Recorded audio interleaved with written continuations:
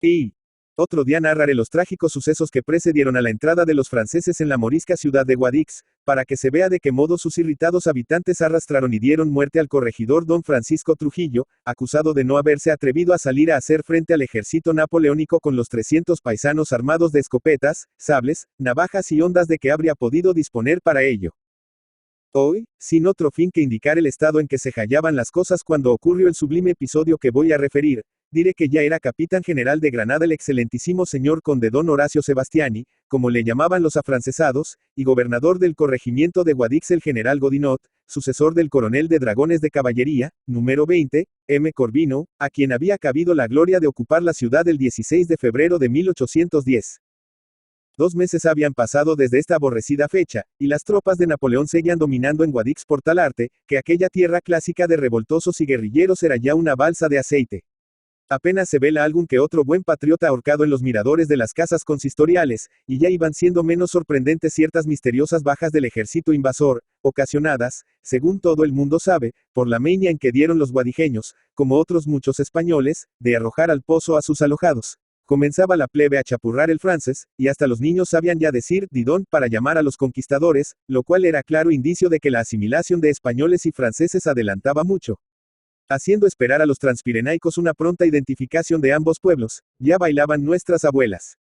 Es decir, las abuelas de los nietos de los afrancesados, que no las mías, a Dios gracias, ya bailaban, digo, con los oficiales vencedores en Marengo, Austerlitz y Wagram, y aún había ejemplo de que alguna beldad despreocupada, con peina de teja y vestido de medio paso, que era la suma elegancia en aquel entonces, hubiese mirado con buenos ojos a este o aquel granadero, dragon o húsar nacido en lejanas tierras. Ya extendían los curiales toda clase de documentos públicos en papel que había sido del reinado de don Fernando VII.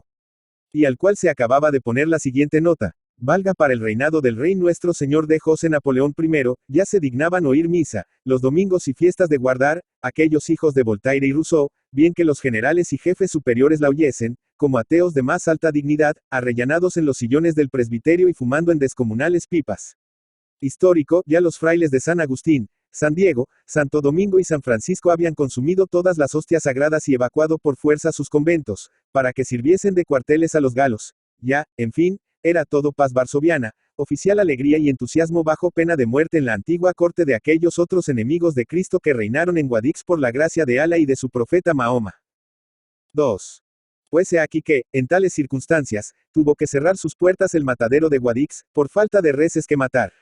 Vacas, bueyes, terneras, carneros, ovejas, cabras. Todos los ganados del territorio habían sido ya devorados por aquellos naciones, con más todos los jamones, espaldillas, pavos, pollos, gallinas, palomas y conejos caseros de la ciudad, pues nunca había visto a seres humanos comer tanta carnaza a todas horas. Las gentes del país, sobrias siempre a fuer de semiafricanas, seguían alimentándose con vegetales crudos, cocidos o fritos. Pero el conquistador necesitaba carne, y carne fresca, y mucha, y pronto. En tal conflicto, recordó el general Frances que el partido de Guadix se componía de varios pueblos, y que la mayor parte de ellos se hallaban aún por conquistar. Es necesario, dijo entonces a sus tropas, que las águilas del imperio se extiendan por todas partes. Desparramaos por cuantas villas, lugares y cortijos comprende el territorio de mi mando. Llevadles la buena nueva del advenimiento de don José y al trono de San Fernando. Tomad posesión de ellos en su nombre, y traedme a la vuelta cuanto ganado encontréis en sus corrales y rediles. ¡Viva el emperador! Y, en virtud de esta orden del día, salieron 10 o 12 columnas, cada una de 100 a 200 hombres, con dirección al marquesado del Cenet, a Gor, a los montes y a los pueblos situados en la falda septentrional de Sierra Nevada. Entre estos últimos, y henos ya dentro del episodio que nos propusimos referir al cojero y la pluma, entre los pueblos que, indiferentes a los adelantos de la civilización, vegetan al pie del colosal y siempre nevado Mulasen, es y era renombrada en 20 leguas a la redonda, por el carácter indomito de sus moradores, por su arabigo aspecto, por el estado casi salvaje de las costumbres y por otras particularidades que ya irán surgiendo de nuestra relación, la antiquísima villa de la Pesa. Celebre en la guerra de los moriscos, y cuyo arruinado castillejo recuerda aún el nombre de su esforzado gobernador Bernardino de Villalta, digno adversario de los secuaces de Aben, Humeya. Era el día 15 de abril del mencionado año de 1810. La villa de la Pesa ofrece un espectáculo tan risible como admirable, tan grotesco como imponente, tan ridículo como aterrador. hallábanse cortadas todas sus avenidas por una muralla de troncos de encina y de otros árboles gigantescos, que la población en masa bajaba del monte vecino, y con los que formaba pilas no muy fáciles de superar. Como la mayor parte de aquel vecindario se compone de carboneros, y el resto de leñadores y pastores, la operación indicada se llevaba a cabo con inteligencia y celeridad verdaderamente asombrosas. Aquel recio muro de madera formaba una especie de torre por el lado frontero al camino de Guadix, y encima de esta torre habían colocado los lapezeños, asómbrense ustedes, cierto formidable cañón, fabricado por ellos mismos, y de que ha quedado imperecedera memoria, el cual consiste en un colosal tronco de encina ahuecado al fuego, ceñido con recias cuerdas y redoblados alambres, y cargado hasta la boca con no sé cuántas libras de pólvora y una infinidad de balas, piedras, pedazos de hierro viejo y otros proyectiles por el estilo. Contábase además con todas las armas blancas y negras del pueblo y del monte, resultando disponibles unas 12 escopetas, más de 20 bocachas y trabucos, un cuchillo, puñal o navaja por persona, 3 o 4 docenas de hachas de hacer leña, algunos pistolones de chispas, inmensos montones de piedras de respetable calibre, todas las hondas necesarias para hacerlas volar, y una verdadera selva de garrotes y porras de variado gusto.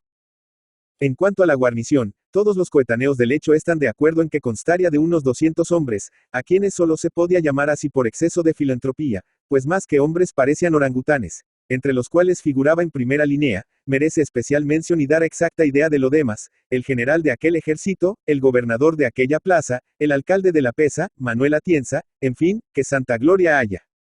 Era la primera autoridad de la villa un mortal de 45 a 50 años, alto como un ciprés, huesoso o nudoso, que esta es la verdadera palabra, como un fresno y fuerte como una encina. Aunque, a decir verdad, su largo ejercicio de carbonero habíale requemado y ennegrecido de tal modo que, de parecer una encina, parece una encina hecha carbón. Sus uñas eran pedernal, sus dientes, de caoba, sus manos, de bronce pavonado por el sol, su cabello, por lo revuelto y empajado, cáñamo sin agramar, y por la calidad y el color, el cerro de un jabalí, su pecho, que la abierta camisa dejaba ver de hombro a hombro y del cuello hasta el estómago inclusive, parecía cubierto de una piel de caballo que se hubiese arrugado y endurecido a fuerza de estar sobre ascuas y, efectivamente, el cerdoso vello que poblaba su saliente esternón hallábase chamuscado. Así como sus pobladas cejas. Y consiste a esto en que el señor alcalde era carbonero, o sea, ranchero de la sierra, según que ellos se llaman, y había pasado toda su vida en medio de un incendio, como las ánimas del purgatorio. Con respecto a los ojos de Manuel Atienza, no podía negarse que veían, pero nadie hubiera asegurado nunca que miraban. La advertida ignorancia de su merced, junta a la malicia del mono y a la prevención del hombre entrado en años, aconsejábale no fijar nunca la vista en sus interlocutores, a fin de que no descubriesen las marras de su inteligencia o de su saber, y si la fijaba, era de un modo tan vago, tan receloso, tan solapado, que parecía que aquellas pupilas miraban hacia adentro, o que aquel hombre tenía otros 2 ojos detrás de las orejas, como las lagartijas. Su boca, en fin, era la de un alano viejo. Su frente desaparecía debajo de las avanzadas del pelo. Su cara relucía como el cordobán curtido, y su voz, ronca como un trabucazo, tenía ciertas notas ásperas y bruscas como el golpe del hacha sobre la leña. De su traje no hay que decir, por ser cosa de cajón entre la gente rica de aquellos pueblos, que consiste en unas albarcas de piel de toro, tomisa y parella, medias de lana, calzón corto, de paño burdo muy oscuro, chaqueta de lo mismo, chaleco celeste, de raso, rameado de amarillo, canana de cuero en vez de faja, y un enorme sombrero, bajo cuya ala, ribeteada de felpa, sesteaba muy cómodamente toda su autoridad. Y, a propósito de autoridad, añadiré para concluir, que la vara de alcalde le llegaba al hombro, y que sus 2 borlas negras, del tamaño de 2 naranjas, denunciaban a tiro de bala a todo un hombre de orden, que diríamos ahora. Tal era el alcalde de La Pesa, y a su tenor todos sus subordinados. Si creéis exagerada la descripción, tened presente que la raza de los lapeseños no ha degenerado ni se ha modificado con los años transcurridos. Y de ala, y os asombraréis, como yo, de que en España, y a mediados del siglo XIX, existían todas las maravillas del África meridional. 3. Pero las obras de fortificación se hallan terminadas y el armamento distribuido convenientemente. Atienza ha mandado a Jacinto que vaya a su casa por un antiquísimo tambor, que sirve para las procesiones, para los toros y para pregonar los bandos. Jacinto, que, dicho sea entre paréntesis, era el alguacil, y de alguacil ha muerto en el presente año de 1859, acude ya tocando generala. A la formación, grita el síndico, persona muy perita en el arte militar, como que ha servido al señor rey don Carlos IV en clase de ranchero de una compañía de cazadores. Los 200 lapeseños toman las armas y se forman en batalla enfrente del ayuntamiento. Atienza empuña entonces una larga y negra espada antigua de ancha cazoleta y extensos gavilanes. Cuelga de su canana una pistola de Arson. Coge con la mano izquierda la vara de alcalde, ni más ni menos que haría con su bastón un mariscal de Francia y, seguido de un brillante estado mayor, compuesto del alguacil, del pregonero o peón público y del infrascrito, que es como, muy ufana y orgullosa, llama a su mujer al fiel de fechos, pasa revista a sus formidables huestes, que le presentan armas o tiran por alto monteras y sombreros. ¡Viva el señor alcalde! Gritan o ladran aquellos futuros heroes. A lo que Atienza replica. Que alcalde ni que cuerno. ¡Viva Dios! ¡Viva la pesa! ¡Viva la independencia española! Y, una vez cambiado este saludo de guerra, su merced ordena a Jacinto que toque un largo redoble. Llama a su lado al pregonero y, por boca de este, que repite una a una y hasta media a media las palabras del caudillo, pronuncia la siguiente proclama, no escrita.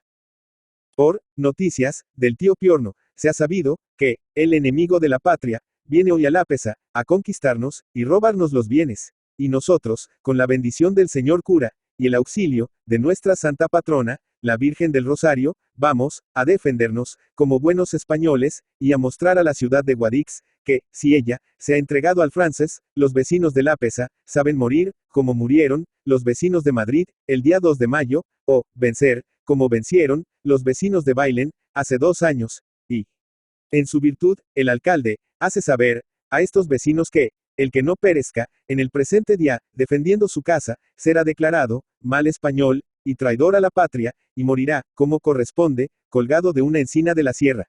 Y para que conste, no sabiendo firmar, lo hace su merced, con la cruz que acostumbra, de que certifica, el infrascrito. Viva Dios, viva la Virgen, viva España, viva Fernando VII, muera Pepe Botellas, mueran los franceses, muera Godinot, mueran los traidores.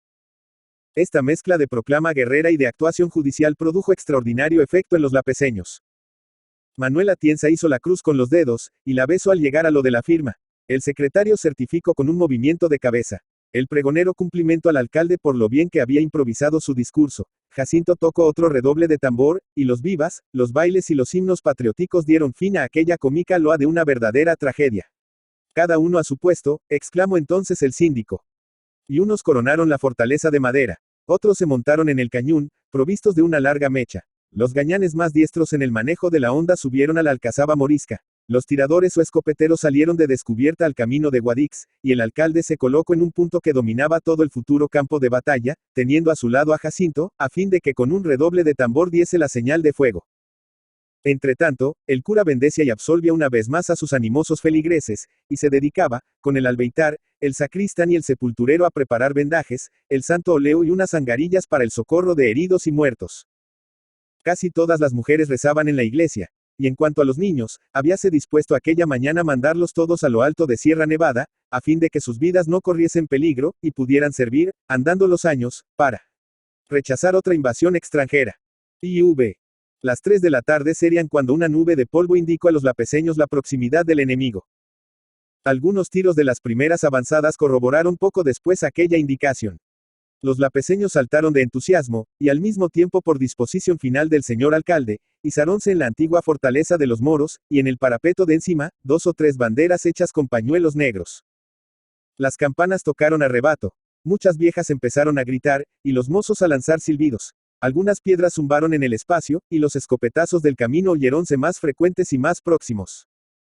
Un momento después los tiradores se replegaron hacia la villa, cargando nuevamente sus armas, y los primeros cascos, corazas y bayonetas del ejército invasor relucieron al alcance de los trabucos. ¿Cuántos vienen?, preguntó Manuel Atienza a uno de los que más habían avanzado. Vendrán 200, respondió este. Somos fuerzas iguales, exclamó el carbonero con desdeñosa arrogancia, sin considerar que 200 rústicos mal armados no significan lo que 200 veteranos avesados a las lides y acometiendo con excelentes armas. Pero traen caballería, añadió un segundo escopetero. Repito que somos fuerzas iguales, volvió a decir Manuel Atienza. A ver, Jacinto, que suene ese tambor. España y a ellos. ¡Viva la Virgen! Jacinto dio la señal ansiada, y una nube de piedras y de balas, cayendo sobre los franceses, les obligó a hacer alto. Un momento después contestaron estos con una nutrida descarga, que dejó fuera de combate 5 lapezeños. ¡Alto el fuego! Gritó entonces el alcalde, están todavía muy lejos y tenemos poca pólvora. Dejémosles acercarse, ya sabéis que el cañón se reserva para lo último, y que hasta que yo tire el sombrero no se le arrima la mecha. Ustedes, señores, a ver si se callan y cuidan de los heridos. Ya se acercan otra vez. Nada, todo el mundo quieto. Ya apuntan. Todo el mundo a tierra. Una segunda descarga vino a estrellarse en los troncos de encina, y los franceses avanzaron hasta hallarse a unos 20 pasos del ejército sitiado. Los peones se replegaron a los dos lados del camino, dejando paso a la caballería. ¡Fuego!, exclamó entonces el alcalde con una voz igual a la de la pólvora, mientras que arrojaba el sombrero por alto y se plantaba en medio del mayor peligro. Allí fue lo horrible, allí fue lo inenarrable. Franceses y españoles dispararon sus armas a un mismo tiempo, sembrando la tierra de cadáveres. La caballería aprovechó este momento para llegar al pie de la muralla, presumiendo sin duda poderla saltar con sus impetuosos bridones. Centenares de piedras derrumbaron a caballos y jinetes. Estos empezaron, por su parte, a degollar a mansalva, y en aquel supremo tumulto, en medio de aquel estrago, de aquel torbellino, de aquella confusión, he aquí que estalla, por último, el tremendo cañonazo, produciendo un estampido fragoroso y llevando la muerte a sitiados y sitiadores. Y era que el cañón había reventado al tiempo de disparar. Era que la encina, hecha pedazos, vomitaba la metralla en todas direcciones, lo mismo hacia atrás que hacia adelante y por los costados, revuelta con 1000 fragmentos de madera que silbaban al hender el aire.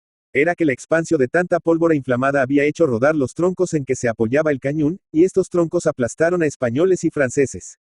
Fue aquello, pues, un caos de humo, de polvo, de rugidos, de lamentos, de relinchos, de llamas, de sangre, de cadáveres deshechos, cuyos miembros volaban todavía o volvían a la tierra entre balas, piedras y otros proyectiles, de caballos sueltos que huían coceando, de palos de ciego dados sobre amigos y enemigos por los lapezeños que aún seguían en pie, y de puñaladas, pistoletazos y pedradas, que venían de abajo, de arriba, de todas partes, como si hubiese llegado el fin del mundo. Y en esta tempestad, en este infierno, percibíanse juntos el toque de retirada de la corneta francesa y el redoble del tambor lapezeño tocando a Generala, en tanto que la voz del formidable Carbonero, del invencible alcalde, del invulnerable Atienza, sobresalía entre el común estruendo, gritando desaforadamente. Duro en ellos, muchachos. Hasta que no quede uno. Ya deben de quedar pocos. Y era verdad, pero también era cierto que quedaban menos españoles. El cañón de encina había hecho más destrozos entre los lapezeños que entre los franceses. Sin embargo, como estos últimos ignoraban los medios de defensa que aún podían tener reservados aquellos demonios, como tampoco sabían su número, y como todo lo temían ya de ellos, pensaron en salvarse a toda prisa. Y, desordenados, dispersos, atropellando la caballería a la infantería, y desoyendo los soldados las voces de sus jefes, emprendieron una retirada muy semejante a una fuga, perseguidos por los gañanes, que aún tenían a su disposición 3 leguas cubiertas de proyectiles para sus hondas. Y por algunos escopeteros a quienes quedaban cartuchos. Apedreados, pues, fusilados, ennegrecidos por la pólvora, cubiertos de sangre, sudor y polvo, y habiendo dejado 100 hombres en la pesa y en el camino, entraron en Guadix, a las 8 de la noche, los vencedores de Egipto, Italia y Alemania, vencidos aquel día por una fuerza inferior de pastores y carboneros. El sangriento drama que acabamos de referir no podía menos de tener un tremendo epílogo. Imagínense nuestros lectores la sorpresa y la ira del general Godinot al saber lo acontecido en la pesa. No dejar en ella piedra sobre piedra, exclamó el vengativo Galo. Y 4 días después salían con dirección a la villa gobernada por Atienza 2400 hombres de todas armas, al mando de un oficial general, y con tantos víveres y municiones como si se tratara de sitiar una plaza fuerte. Aquel numeroso ejército dio vista a la pesa a las 9 de la mañana. A nadie encontraron por el camino, ni un tiro, ni una pedrada los recibió. Todo era silencio y soledad en la ensangrentada villa. La destruida muralla de troncos no había sido recompuesta, y las campanas no hacían señal de la llegada del enemigo. Así entraron en el pueblo los irritados invasores. Y allí debió de cruzar por su mente una especie de profecía de lo que más tarde les aconteció en Rusia. La pesa estaba despoblada, ni más ni menos que Moscú cuando penetró en ella Napoleón el Grande. Los lobos, hartos de carnicería, habían vuelto a internarse en la sierra. Solo algunas pobres mujeres, que habían bajado aquel día a dar una vuelta por sus abandonados hogares y en busca de víveres para los emigrados, fueron halladas en los rincones de la iglesia, a donde se habían guarecido, creyendo que allí las respetarían los ilustres conquistadores. Mas hay, no, que a falta de varones fuertes que vencer, ofrecióles allí la perfida fortuna miseras doncellas que ultrajar, inocencia que escarnecer, virtud que cubrir de oprobio y amargura. Apartemos los ojos de aquellas infamias, muchas veces repetidas por los vencedores de Europa durante su odiosa dominación en España. Maldición y vergüenza a los que emplean en el crimen la victoria. Horror eterno a las armas extranjeras. Ufanos y satisfechos volvían hacia Guadix aquellos heroes, llevando, como únicos prisioneros hechos en aquella ruidosa expedición, un inerme anciano, decrépito y enfermo, que encontraron en una choza, y un tímido adolescente que lo cuidaba, cuando la noticia de lo que sucedía en sus hogares, divulgada en la sierra por alguna atribulada fugitiva, precipitó sobre el camino a los enfurecidos padres, hermanos y novios, que bajaban de las alturas como despeñados torrentes. Empezó entonces un tremendo combate a salto de mata, esta es su gráfica calificación, entre los 100 vecinos que aún había a las órdenes de Atienza y los 2400 expedicionarios franceses. Una vez lanzado el reto y trabada la lid, los lapezeños empezaron a batirse en retirada, a la usanza mora, con el fin de internar a los enemigos en las fragosidades de la sierra. Estos cometieron la imprudencia de caer en el lazo, y si bien es verdad que sus terribles armas casi concluyeron con aquel puñado de valientes, no lo es menos que compraron la vida de cada uno con 10 bajas en sus batallones. Las ásperas rocas, los verdes barrancos, los matorrales y los abismos quedaron sembrados de cadáveres franceses. Fue una de tantas poco sabidas pérdidas como tuvieron en España los ejércitos napoleónicos, pérdidas que no contaban en los boletines de las grandes batallas, pero que al cabo de la Guerra de la Independencia dieron la enorme suma de 500.000 de soldados imperiales muertos o perdidos en nuestra península. Atienza, o Atencia, que es como el señor alcalde pronuncia su apellido, aumentando su energía con esta variante, el invicto Carbonero, que ha presentado 2 batallas en 4 días a las tropas de Bonaparte, hállase de pie sobre la altísima peña, rodeado de franceses, acorralado, perdido, cargando su naranjero con el último cartucho, con la cabeza vendada de resultas del combate del día 15, recientemente herido en el pecho, todo cubierto de sangre, llevando al cinto la vara de su jurisdicción. Como hiciera con la suya un arriero, y respondiendo a las intimaciones que le hacen de que se rinda con risotadas salvajes, cuyos ecos repiten los abismos de la quebrantada sierra. 100 balas silban continuamente en torno suyo, pero él las esquiva saltando de un lado a otro, irguiéndose o agachándose, ágil, súbito, elástico, como tigre que va y viene sin cesar, se encoge, brinca, acude a todas partes, y aterra tanto en la defensa como en la acometida. Dispara, por fin, el último trabucazo, trazando en torno suyo un semicírculo con la tremenda arma, como si quisiese rociar de balas el monte. Alcanzalo en esto otro tiro en el vientre, lo que le arranca un rugido pavoroso, conoce que va a morir, arroja el trabuco, no sin mirarlo con enojo, al considerarlo ya inofensivo, sacase del cinto el enorme bastón que conocemos, y dirigiéndose a un coronel que le insta en mal español para que se entregue. Yo no me rindo, dice, yo soy la Villa de la Pesa, que muere antes de entregarse. Y rompiendo el bastón entre sus manos, lo arroja a la faz de los franceses, y él se precipita detrás, cayendo contra las peñas de un hondo barranco, donde sus huesos de bronce crujen al saltar hechos astillas. Ni tan siquiera de su cadáver logró apoderarse el enemigo. Vi. La Pesa es ya de los franceses. El general Godinot recibe la fausta nueva de boca del jefe expedicionario. ¿Cuántos prisioneros traéis?, le pregunta. Necesitamos ahorcarlos para que escarmienten los demás pueblos del partido. Solo traigo 2, un viejo y un muchacho. En toda la villa no encontré más enemigos, responde el jefe bajando los ojos. Entonces Godinot no puede menos de admirar la actitud verdaderamente antigua, clásica, espartana de aquellos montañeses. Pero con todo, insiste en que sean ahorcados los 2 débiles prisioneros. Nuestros padres nos han referido muchas veces los pormenores de aquella ejecución. Pero nosotros la contaremos rápidamente. Son de índole demasiado feroz para que la pluma se detenga en su relato.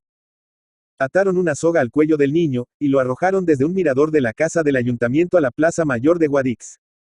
Rompióse la soga, que sin duda era vieja, y el niño cayó contra el empedrado. Anudaron la parte rota, tornaron a subir a la pobre criatura, colgaronlo de nuevo, y la soga se volvió a romper. El niño quedó en el suelo sin poder moverse. No había muerto, pero todos sus remos se habían roto. Entonces un oficial de dragones, conmovido al mirar que se pensaba en colgarlo por tercera vez, llegóse al infeliz. Y le deshizo la cabeza de un pistoletazo. Saciada de este modo, al menos por aquel día, la ferocidad de los vencedores, dignáronse perdonar al anciano enfermo, el cual había presenciado toda la anterior escena acurrucado al pie de una columna, esperando a que le llegase su vez de ser ahorcado. Diéronle, pues, libertad, y el pobre viejo salió de la plaza corriendo y tambaleándose, y tomó el camino de su pueblo, donde murió de tristeza aquella misma noche. El niño asesinado en Guadix. Era su hijo. Guadix, 1859. Pedro Antonio de Alarcón. Pedro Antonio de Alarcón y Ariza Guadix, 10 de marzo de 1833, Madrid, 19 de julio de 1891, fue un narrador español que perteneció al movimiento realista, en el que destacó como uno de los artífices del fin de la prosa romántica. Nacido en la localidad granadina de Guadix el 10 de marzo de 1833, su nombre completo fue Pedro Antonio Joaquín Melitón de Alarcón y Ariza.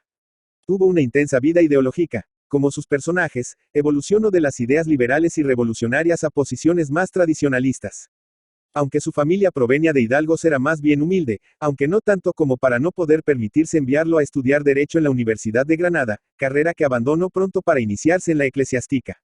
Aquello tampoco le satisfizo y abandonó en 1853 para marchar a Cádiz, donde funda el Eco de Occidente, junto a Torcuato Terrago y Mateos, iniciando su carrera periodística en la dirección de este periódico. Alarcón escribía desde su adolescencia, citándose a don Isidro Cepero como el instigador principal de su inquietud literaria. Su primera obra narrativa, El final de Norma, fue compuesta a los 18 años y publicada en 1855. Sus inquietudes le llevaron a integrarse en el grupo que se llamó La Cuerda Granadina. Se trasladó en 1854 a Madrid, molesto con el entorno reaccionario de Granada.